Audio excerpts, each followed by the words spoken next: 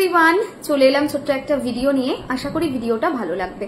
যদি ভালো লাগে অবশ্যই শেয়ার করে দিও।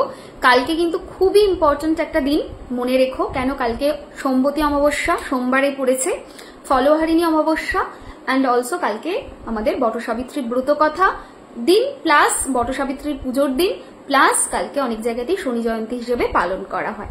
সো কালকের দিনটা এক্সট্রিমলি ভালো। ছোট ছোট কয়েকটা জিনিস করলে কালকে কিন্তু খুব ভালো রেজাল্ট পাওয়া যাবে। ফার্স্ট জিনিস হচ্ছে, প্রবাহিত জলে একটু তোমরা যদি নদী বা সমুদ্র যাই থাক তোমার কাছে, বাড়ির কাছে, তাতে যদি অল্প একটুখানি এক মুঠো কালো তিল ফেলে দিতে পারো, তাহলে রাহুর যে নেগেটিভিটি আছে সেই নেগেটিভিটি থেকে অনেকটা বেরোতে পারবে। রাহুকে বশে করাটা কিন্তু এখনকার দিনে খুব দরকার। কেন কি, যত অ্যাডিকশন, যত মোবাইল, যত গেম, যত কিছু খারাপ, তা কিন্তু এই রাহুর জন্য। সো হ্যাঁ, ডেফিনেটলি রাহুর ভালোও রয়েছে, বাট এই রাহুর খারাপের জন্যই এগুলো হয়। সো আমার সাজেশন থাকবে সবার কাছে, এটা যদি সম্ভব হয় কালকে কিন্তু একটু জলে তোমরা অবশ্যই এটা ফেলে দিও, কালো তিলটা। আচ্ছা, নেক্সট জিনিস কি, যে কোনো সময় তোমরা কিন্তু ফেলতে পারবে। হ্যাঁ, এক মুঠো কালো তিল নিয়ে ফেলে দিও। তুমি মানে তোমার সন্তানের হয়েও এটা করতে পারবে। ধরো তুমি চাইছো তোমার সন্তানের মোবাইলের অ্যাডিকশন চলে যাক বা রাহুটা পাওয়ারফুল হোক, সেক্ষেত্রে তুমি কিন্তু সন্তানের নাম করে এই রেমেডিটা করতে পারো। আচ্ছা, নেক্সট জিনিস কি, নেক্সট জিনিস হচ্ছে কালকের দিনে কালো তিল দান করা খুব ভালো। কালো তিলের দান কালকে যদি করা যায় এবং কালো ছাতার দান যদি করা যায়, তাহলে কিন্তু শনির যে নেগেটিভিটি, সেই নেগেটিভিটিটা অনেকটা কমে যায়। তো কালকে এটা তোমরা করতে পারো।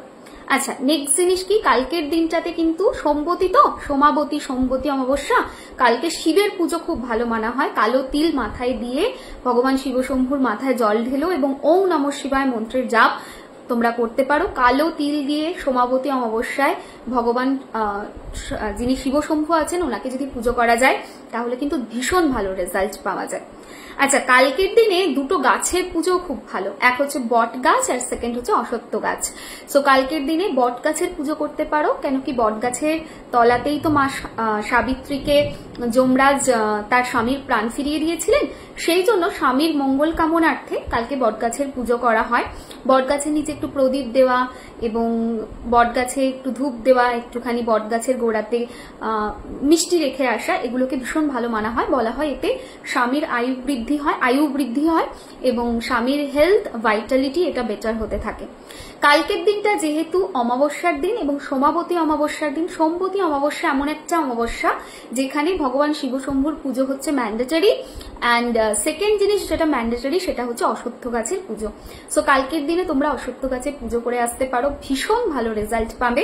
এবং অশ্বত্থ গাছের পুজো বলতে একটুখানি প্রদীপ জ্বালো, তার সামনে একটু ধূপ দাও, একটু মিষ্টি রেখে আসো, প্রণাম করে আসো অশ্বত্থ গাছকে।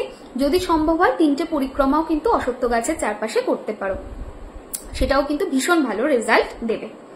আচ্ছা, কালকের মহা রেমেডি একটা জিনিস বলি, সেটা হচ্ছে কালকের দুটো মহা রেমেডি আছে।